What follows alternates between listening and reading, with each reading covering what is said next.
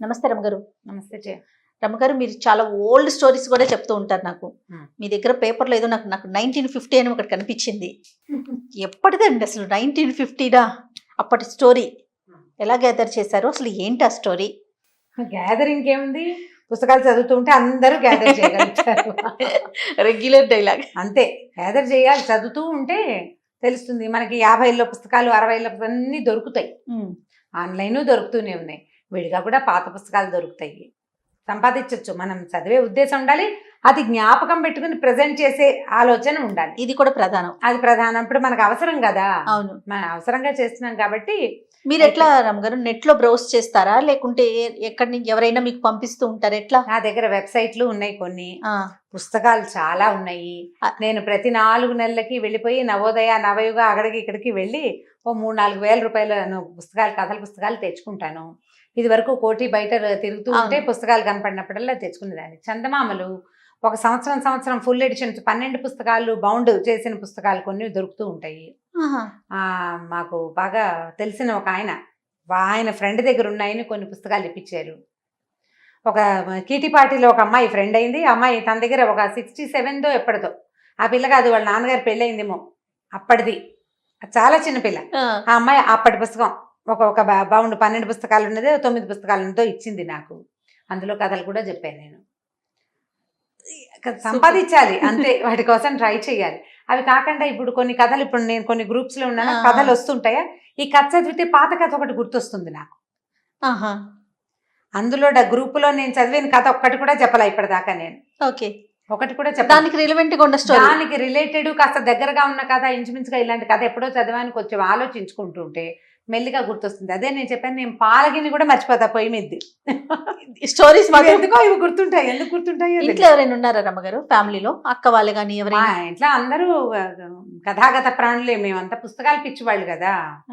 ఏదో ఒక కథ, ఇప్పుడు నాకు గుర్తు రాపోయిన కథ అయినా నేను మా పెద్దకైనా మా వసంతకో ఫోన్ చేస్తాను, అట్లా ఒక కథ చదివేవాళ్ళం కదా, అది ఏమిటి అని ఆవిడ చెప్పేస్తారు. చెప్తే ఏదో కాస్త ఇద్దరం కలిసి కొంచెం ఆలోచించుకుని తర్వాత ముందు వెనక ఒక గంట మాట్లాడుకున్నాక ఎక్కడో ఒక చోట చటుకుని తగ్గుతుంది. నాకు కాకరకాయ కూర కథ అలాగే గుర్తొచ్చింది నాకు. ఓకే, పాత పుస్తకాలు చదువుతుంటే మనకి నెట్లో దొరుకుతున్నాయి జయ ఇప్పుడు బాగా. ఇది వరకు గ్రంథాలయాలు ఉండేవండి, కానీ ఇప్పుడు మనకి సిటీలో అంత అవకాశం ఉందో లేదో నాకు తెలియట్లేదు. మరి కొంచెం తక్కువే కదండి. ఉన్నాయి కానీ చాలా తక్కువ. చక్కగా అక్కడికి వెళ్ళి చదువుకునే అవకాశం ఉండేది. పేపర్ దగ్గర నుంచి అన్ని బుక్స్ పేపర్లు అన్నీ ఉండేవి. కాస్త ఇప్పుడు అవకాశాలు కాస్త తక్కువ ఉన్నాయి. సొంత లైబ్రరీలే ఉన్నాయి జయ. నా దగ్గర చాలా పుస్తకాలు ఉన్నాయి. మా వసంత దగ్గర దాదాపు ఒక 3-4 వేల రూపాయల పుస్తకాలు, 3-4 వేల పుస్తకాలు, రూపాయలు కాదు, వేల పుస్తకాలే ఉన్నాయి. మీ దగ్గర ఎన్ని ఉంటాయండి? నా దగ్గర కూడా ఉన్నాయి, దాదాపుగా ఒక 2000 చిల్లర ఉన్నాయి. ఒకసారి మీ బుక్స్ అన్ని చూపించాలి రామ్ గారు. అందులో బుజ్జివి, చిన్నవి, పెద్దవి, రకరకాలు, వాళ్ళవి వీళ్ళవి చాలా ఉన్నాయి. మా వసంత దగ్గర అయితే విశ్వనాథ్ సత్యనారాయణ గారి ఫుల్ సెట్, ఎండమూరి వీరేంద్రనాథ్ గారి ఫుల్ సెట్, తర్వాత కొడవగట్టి కుటుంబరావు గారి ఫుల్ సెట్, అవన్నీ నా ఫేవరెట్లు కూడా. నేను తనతో కొనిపించిన పుస్తకాలు కూడా బోల్డ్ ఉంటాయి. అక్క కదా, ఇంకా వెంటనే మీరు అదే బీనాదేవి గారు, అట్లా కొంతమంది రైటర్స్. మా ఇంట్లో కూడా మా అన్నయ్య కూడా అలాగే కొనేవాడు. ఇప్పుడంటే ఇవి చిన్న కథలు చెప్పుకుంటున్నాం కదా, మా ఇంట్లో నావెల్సే విపరీతంగా. మల్లాది వెంకటకృష్ణమూర్తి గారి ఈచ్ అండ్ ఎవ్రీ బుక్ కొనుక్కునేవాళ్ళం మేము. అవి కాకుండా పాత కెరటాలు అంటే ఇంగ్లీష్ బుక్స్ ని ట్రాన్స్లేట్ చేసిన పుస్తకాలు ఇది వరకు ఉండేవి. నండూరి రామ్మోహన్ రావు గారు చేసినవి, మార్క్ ట్వైన్వి, ఇవి ఏమంటారంటే హకల్బెర్రీ ఫిన్, టామ్ సాయర్, టామ్ మామ ఇల్లు, అలాంటి పుస్తకాలు కూడా, చెంఘీజ్ ఖాను, తైమూర్ ఖాను, ఇలాంటి పుస్తకాలు. తర్వాత ఏమో మన కొమ్మనాపల్లి గణపతిరావు గారు, ఆయన పుస్తకాలు కూడా కొన్ని ఇష్టం నాకు. మధుబాబు గారు హాట్ ఫేవరెట్. అందులో కథల్లో ఆయన రాసిన రాజుల కథల్లో చాలా కథలు మనకి చందమామ కథల్లో రిలవెంట్ గా కనపడతాయి. ఇప్పుడు ఆ నావెల్ చదివాను అనుకో, ఆ కథ చిన్న కథ ఒకటి జ్ఞాపకం వస్తుంది. సో చదవటం ఒక ఎత్తు అయితే, ప్రెజెంటేషన్ ఇంక అసలు మాటల్లో చెప్పక్కర్లా. కానీ నేను మిమ్మల్ని అబ్జర్వ్ చేసిన దగ్గర నుంచి, మన మామ్ స్టార్ట్ అయ్యే దగ్గర నుంచి, మీరు స్టోరీ చెప్పేప్పటికన్నా కూడా స్టోరీ గురించి చెప్తా చూసారా. ఇప్పుడు నేను అడిగాను ఎలాంటి బుక్స్ ఉన్నాయండి, ఎంత హ్యాపీగా ఫీల్ అవుతారో రామ్ గారు. ఆనందం. అంటే ఎక్కువ చదివే వాళ్ళు దాని గురించి చెప్పేటప్పుడు ఉండే సంతోషం వేరుగా ఉంటుంది. అవును. ఇప్పుడు నేను ఒక కథల గ్రూప్ లో ఉన్నా, ఒక్కనాడు కూడా అందులో కామెంట్ పెట్టను, కానీ ఈచ్ అండ్ ఎవ్రీ స్టోరీ నేను భలే ఎంజాయ్ చేస్తాను. కొత్త రచయితలు చాలా మంది ఉన్నారు. ప్రత్యక్ష పరిచయం లేకపోయినా గ్రూప్ లో చదివేందుకు చాలా మంచి అవకాశం అది. మంచి రైటర్లు, చక్కటి భావాలు, పాతకాలపు భావాలని కొత్తగా ప్రజెంట్ చేయటం. కానీ ప్రతి వాళ్ళకి ఎలా ఉంటుందంటే జయ, అంటే మనకు కూడా జీవితం బొమ్మరిల్లు లాంటి లైఫ్ స్టైల్ కావాలి. ఒక మంచి కుటుంబం మనకి లేదు, వాళ్ళు ఎవరికో ఉంది, వాళ్ళని కలవటం ఎంత బాగుందో జీవితం అని భావించటం, ఎవరింటికైనా వెళ్తే వాళ్ళ ఇంట్లో మంచి మానవ సంబంధాలు బాగుంటాయి, వాటిని చూసి సంతోషించటం. ఇప్పుడు ఆ ట్రెండ్ భలే కనపడుతుంది జయ. మంచిదే కదా. మంచి ఇప్పుడు చూడు యూట్యూబ్లో, ఇప్పుడు మనం అంటే ఇది ఒక ఛానల్ కదా మనది, నేను ఛానల్లో పనిచేస్తాను, నా ఇల్లు బాకిలి నేనేం చూపించట్లేదు, కానీ చాలా మంది యూట్యూబర్స్ నా నగలు, మా ఇల్లు, నా వంటి, నా చీరలు, నేను వాడే క్రీములు, నేను మళ్ళా మా ఇంట్లో కుక్క పిల్ల, నేను పెట్టిన మొక్కలు, ఎన్ని లక్షల వ్యూస్ వస్తాయో జయ. అంటే కనెక్ట్ అయిపోతున్నారా పబ్లిక్ కి? అంతే కదా రమ్మగారు. అదే ప్రతి వాళ్ళకి ఏంటంటే అట్లా అద్భుతంగా ఉన్న విషయం చాలా ఎంత బాగుందో అవి చూడాలని ఉంటుంది. కథలు కూడా అలాగే కోరుకుంటాను జయ మనం. అవునండి. హ్యాపీ ఎండింగ్ కథలు మనకి ఇష్టం చూడు కదా, హ్యాపీ ఎండింగే కావాలి అంతే. నన్ను ఇప్పుడు చాలా మంది అడుగుతారు, మీ హోమ్ టూర్ చేయండి. అవును, నా వంట పాత్రలు చూపించాలి, నా హోమ్ టూర్ చూపిస్తే కోట్లలో వచ్చేస్తాయి మనకి వ్యూస్, అది కావాలి. చాలా ఆసక్తిగా ఉంటారు, ఎందుకంటే ఇప్పుడు బాగా కథలు చెప్తారు, అమ్మగారు వాళ్ళు ఎంత బాగా పెట్టుకుంటారు, అవన్నీ చూడాలని. అంటే ఒకరిని ఫాలో అయ్యేటప్పుడు పూర్తిగా తెలుసుకోవాలన్న ఒక ఆలోచన ఉంటుంది రమ్మగారు, దాని మీద ఇష్టం చూపిస్తారు. అదే దాంట్లో ఏంటంటే నాకేమో పుస్తకాల మీదే ఆసక్తి. ఒక రైటర్ కథ నచ్చితే వాళ్ళవి మిగిలిన కథలు వెతుక్కుని చదవాలనుకుంటాను నేను. నా గోల్ అదనమాట. అది ఎవరి గోల్ వాళ్ళది కదా, వాళ్ళు చూసేదే అనిపిస్తుంది. మన జగన్ గురూజీతో మనం రెగ్యులర్ గా చేస్తూ ఉంటాం కదా, ఆయన ఇంటర్వ్యూ చేసినప్పుడు ఆయన ఒక మాట చెప్పారు, చాలా అద్భుతమైన పని చేస్తున్నారమ్మా మీరు మామ్ ద్వారా. రమారావి గారి స్టోరీస్ నేను కూడా ఫాలో అవుతాను, మీ ఇంటర్వ్యూస్ అన్ని చూస్తాను, అవి చూసి నాకు తెలియని విషయాలు నేను కూడా నేర్చుకునే ప్రయత్నం చేస్తూ ఉంటాను. అంత పెద్ద ఆయన.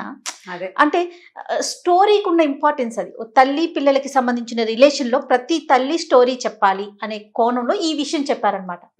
అలా విన్నప్పుడు చాలా ఆనందం అనిపిస్తుంది రమ్మ గారు నాకు కూడా. ఎందుకంటే ఒక మంచి ప్రోగ్రామ్ చేస్తున్నాం, పబ్లిక్ ఉపయోగపడే ఒక మంచి కాన్సెప్ట్ మనం అందిస్తున్నాం అన్న ఒక ఆలోచన. ఎందుకంటే ఇందులో ఉన్న బెస్ట్ థింగ్ ఏంటంటే రిలేషనే, అంతే, ఓన్లీ రిలేషన్, అంతే. మనం దాన్ని గౌరవించాలి కదా. 100% అండి, సంస్కృతి సాంప్రదాయం. రైట్, కథలోకి వచ్చేద్దాం. 50s లో కథ. ఒక ఊళ్ళో గురవయ్య శెట్టి గారని ఒక ఆయన ఉన్నాడు. ఈయన ఏంటంటే షాప్ ఒకటి ఉంది, కిరాణా కొట్టు, మంచి సంపాదన పరుడు, తాతల నాటి కొట్టు, బాగా ఇల్లు వాకిలి అన్నీ బ్రహ్మాండంగా ఉన్నాయి. ఈయనకి ఏంటంటే దానాలు అవి పెద్ద ఆసక్తి ఉండదు. దానం చేస్తే ఏముంది, దానం చేయడానికైనా సంపాదించాం. పొద్దు నుంచి కొట్లో కూర్చున్నా, ఓ 50 రూపాయలు 30 రూపాయలు వచ్చింది. ఓ బ్రాహ్మడికి ఓ 100 రూపాయలు దానం చేస్తే 2 రోజులు సంపాదన దానం చేసినట్టు కాదు. అంతే. దీనికి సంపాదించేది, కష్టపడి సంపాదించేది ఎందుకు, దాచుకోవడానికి, దానానికి కాదు. అలాంటి భావాలు తీవ్రంగా ఉండేవన్నమాట ఆయనకి. మామూలుగా మనం జనరల్ భావన ఎలా ఉంటుంది, ఓ 100 సంపాదిస్తే కనీసం 10% దానం చేయాలి. అది ఒక రోజు కాదు, నువ్వు 10 రోజుల సంపాదన రోజు 100, 10 రోజులకి 1000, అందులో నుంచి ఓ 100 తీసి దానం చెయ్యి. ఇప్పుడు ఈ 100 కోసం నేను ఎంతసేపు కూర్చున్నాను అనేది లెక్క వేయకూడదు. ఈయన లెక్క అది. ఓసారి ఏమైందట, వాళ్ళ ఇంట్లో ఈ కిరాణా కొట్టు కదా, ఇంటిని ఆనుకునే బయటికి కొట్టు, చిట్టెలుకలు ఎక్కువ తిరుగుతూ ఉంటాయి కిరాణా కొట్లలో, సామాన్ల మధ్యలో. మన ఇప్పుడు మధ్య సూపర్ మార్కెట్లలో కూడా కనిపిస్తున్నాయి, ఎలుక పిల్లలు పరిగెత్తుకుంటూ ఉంటాయి. ఈ పెద్ద ఎలుకలు ఏదో ఒక పిల్లల్ని పెట్టేస్తాయి ఒక మూల చేరి, అవి ఇంత బుజ్జిబుజ్జిగా ఉంటాయి, కొంచెం 4 రోజులపై కాస్త పెరుగుతాయి, సామాన్లు తిరుగుతూనే ఉంటాయి. ఈ ఇంట్లోకి బాగా చుంచెలుకలు చేరినాయి, ఎలుకలు చేరినాయి. చుంచెలుకంటే మూతి కొంచెం పొడుగ్గా ఉంటుంది, మామూలు ఎలుక కొంచెం పొట్టిగా ఉంటుంది. అయితే ఈ ఎలుకల కోసం పిల్లి ఒకటి తిరుగుతోంది. ఒక వారం 10 రోజులు తిరిగి మొత్తం అన్నీ తినేసింది. ఎలుకలు అయిపోయాక ఎలుకలు ఏం చేస్తాయంటే, పిల్లి మెసులుతూ ఉంటే అక్కడ మసులుతోంది అనుకో, పిల్లి తిరుగుతోంది, ఎలుకలు రావడం మానేస్తాయి, ఇంకో ఇల్లు చూసుకుంటాయి అవి. వాటి ప్లాన్ అది. అదే. ఇప్పుడు ఈ పిల్లికి ఎలుకలు అయిపోయాక దానికి తిండి ఏమిటి, ఇల్లు అలవాటైంది, అది ఇంకో చోటికి పోదు, ఇక్కడిక్కడే తిరుగుతుంటుంది. అందుకని అది అదును కోసం చూస్తూ ఉంటుంది. ఈ శెట్టి గారి భార్య ఏం చేసింది, ఆ కాలంలో ఏం చేసేవాళ్ళు అంటే పాలు అవి ఉట్లు మీద పెట్టుకునేవాళ్ళు, ఉట్టి వేళ్లాడుతూ ఉంటుంది, పైన ఎత్తుగా ఉంటుంది, గాలి తగులుతూ ఉంటుంది. కానీ పిల్లికి కుక్కలకి వాటికి అందదు, పిల్లలు కూడా తన్నీరు. అప్పట్లాగా మనలాగా అల్మర్లు పాడు ఏముండేవి, అప్పట్లో వేళ్లాడేవి పెట్టుకునేవాళ్ళు. ఉట్లలో రకరకాల పాలు పెరుగు ఒకదాని మీద ఒకటి, నేతికి ఒక ఉట్టి అలా పెట్టేవాళ్ళు. ఈవిడ ఉట్లో పెట్టకుండా గిన్నె కింద పెట్టింది. ఈ పిల్లేమో ఆ పాలల్లో మూతి పెట్టడానికి పాల గిన్నె దగ్గరికి వెళ్ళేసరికి ఈయన ఏం చేశాడు, ఈ కొట్లో దికాణంలో కూర్చుని ఆలోచిస్తున్నాడు. పిల్లి కనపడింది. అమ్మో పాల గిన్నె ముట్టేసుకుంటుంది. ఏమే ఎక్కడ తెచ్చావని పెళ్ళాన్ని తిట్టుతూ చేతిలో వీసిరాయలు ఉంటాయి కదా, తూచే రాళ్ళు, తూనికి రాళ్ళు, ఆ రాయి ఒకటి విసిరాడు దాని మీదకి. విసిరాడు, తగులుతుందని అనుకోలేదు, కానీ తగిలింది. పిల్లి చచ్చింది. గట్టిగా తగిలేసింది పిల్లికి. విసిరాయి అంటే బాగా ఆ, ఉంటుంది కదా బరువు ఉంటుంది మరి. కదా, ఆ తగలటం బేర మంది పిల్లి ఢామని పడిపోయింది. అంతే సంగతులు. ఓ నిమిషం పోయాక చూశాడు, లేచి వెళ్తే అది లేచాడు అలా అక్కడే పడిపోయింది. అయ్యో తీరొచ్చి చచ్చిపోయింది. ఈయనకి గుండెల్లో రైళ్లు పరిగెత్తేసినాయి. పిల్లిని చంపకూడదు, మహాపాపం. అవునట. పిల్లి చంపిన పాపాన్ని పోగొట్టుకోలేం. ఏం చేయాలి ఇప్పుడు? సరే ఏం చేశాడు, ఎవరినైనా అడగాలి. బయటకు వచ్చాడు. ఈ గుళ్ళో పూజారి ఒక ఆయన పురోహితుడు కనపడ్డాడు. ఏమండి అయ్యగారు బాగున్నారా, ఏదో పలకరించాడు. పిల్లిని చంపితే పాపానికి ఏం పరిహారం అండి శాస్త్రులు గారు అని అడిగాడు. శాస్త్రులు గారు ఏముంది నాయన, పిల్లి ఎంత బరువు ఉందో అంత బరువు బంగారు పిల్లిని చేసిస్తే సరే అన్నాడు. బంగారు పిల్లే? ఓ నాయన, ఈయన పావలా కూడా దానం చేయడు. సరే అది కాదండి, అంత పెట్టుకోలేరండి వాళ్ళు, ఇంకోటి చెప్పండి అన్నాడు. పోనీ బంగారం కాకపోతే వెండి. వెండి మాత్రం ఊరికే వచ్చింది కాదు, అది కూడా కాదండి. ఇత్తడి కంచు ఇవి కాదు, ఇంకేదైనా సులువుగా చెప్పండి అంటే ఏముంది నాయన, మరి వాడికి ఏమంటారు, మోయిన్ ఇస్తారు కదా మనకి స్వయం పాకం, ఒక బ్రాహ్మడికి స్వయం పాకం ఇస్తే సరే. అయితే ఈయనన్నాడు, గురవయ్య గారు అడిగాడు, అదేంటండి బంగారపు పిల్లిని చేయవలసిన దాన్ని స్వయం పాకంతో సరిపోతుందా అంటే, ఏం చేస్తాను ఆయన, సూక్ష్మాల్లో మోక్షం. పిల్లిని ఇస్తే ఒక రకం, అన్నం పెడితే ఇది పెడితే ఎలాగా అంటే సరిపోతుంది నాయన. ఇప్పుడు నువ్వు ఇది ఇచ్చావనుకో, ఏది మోయిని ఇస్తావు, స్వయం పాకం ఇస్తావు, ఇస్తే నీ పాపం బ్రాహ్మడికి సంక్రమిస్తుంది. అంటే నాకు అంటే నేనేనండి అని చెప్పాడు. అయితే సరే నువ్వు ఇవ్వు నాకు స్వయం పాకం, నువ్వు నాకు స్వయం పాకం ఇస్తే నీ పాపం నాకు సంక్రమిస్తుంది, నా పాపం నేను జపం చేసుకుని పోగొట్టుకోవాలి. బ్రాహ్మడికి జపం చేసుకుని పాపాన్ని పోగొట్టుకునే అవకాశం పెట్టాడు బ్రహ్మ. అలాగే చేస్తారు. మనం దానాలు ఇస్తామా, ఆ బ్రాహ్మలు సహస్ర గాయత్రి చేయాలి. దానం తీసుకున్న బ్రాహ్మడు ఊరికే పట్టుకెళ్ళి వస్తువులు వాడుకోవటం కాదు, వస్తువులు వాడుకుని 4 రోజులు చతికిలు పెడతాడు, బ్రాహ్మణ్యం నశించిపోతుంది, అతనికి తేజస్సు ఉండదు. అందుకని వాళ్ళు గాయత్రి ఎక్కువ చేసుకుంటారు, దానికి పరిహార జపం చేసుకుని తీరాలి. దానాలు పట్టే వాళ్ళందరూ చేసే పనే చెప్పాడు. చెప్పేసరికల్లా అప్పుడు ఈయన ఆలోచించుకున్నాడు, ఏమేమి ఇవ్వాలి ఇదంటే స్వయం పాకం అంటే ఏమి ఇవ్వాలి. ఓ 2 వీసలు బియ్యం, అక్కడి నుంచి ఓ అంత ఆరవేసాడు చింతపండు, ఓ పావు వీసే మిరపకాయలు, ఓ వీసెడు ఉప్పు, మరి ఓ కూర తోటకూర, ఓ సొరకాయ ముక్క లేదా ఒక గుమ్మడికాయ, మరి తర్వాత ఇంకా ఈ చింతపండు అవి కాకుండా ఇంకా ఇవ్వాల్సిన తీపి పదార్థం ఒక బెల్లం ముక్క, అంత బెల్లం. ఆలోచించుకున్నాడు, లెక్క పెట్టుకుని అమ్మో స్వయం పాకానికి కూడా ₹1 లేనిదే ఈ పని అవ్వదు, ₹1 ఖర్చు ఊరికే వచ్చిందా ₹1. అదే ఆలోచించుకున్నాడు, గుటకలు మింగేశాడు. ఏమన్నాడు, అయితే పూజారి గారు నేను అది పట్టుకొచ్చి ఇస్తా, ఈ లోపల మీరు జపం మొదలెట్టండి. ఈయనేమనుకున్నాడు, సరే దానం తీసుకోవడానికి పరిహార జపం చేసుకోవాలి, సరే జపం చేస్తానన్నాడు. ఇంటికి వెళ్ళిపోయాడు గురవయ్య గారు. ఈయనేమో కాలు చేతులు కడుక్కుని జపం మొదలు పెట్టుకున్నాడు. చీకటి పడే వేళకి మళ్ళీ గురవయ్య వచ్చాడు. ఆయన ఏదో తెస్తాడని ఈయన ఊహిస్తున్నాడు. దక్షిణ కూడా పెడతాడు కదా, పావలా 10 పైసలు అయినాను.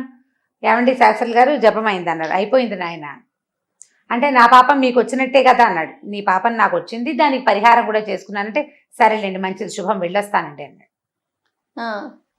అనేసరికల్లా ఈయన అడిగా, అదేమిటి మరి ఇది బాబు స్వయం పాకం ఇవ్వాలి కదా, ఎందుకండి మీరు ఎలాగో జపం చేసి పోగొట్టేసుకున్నారు, నా పాపం పోయింది, నేను మీకు అందించాల్సిన పాపానికి పరిహార జపం అయిపోయాక ఇంకా నేను మీకు ఇంకోటి ఇవ్వటం ఎందుకు, వెళ్ళొస్తాను.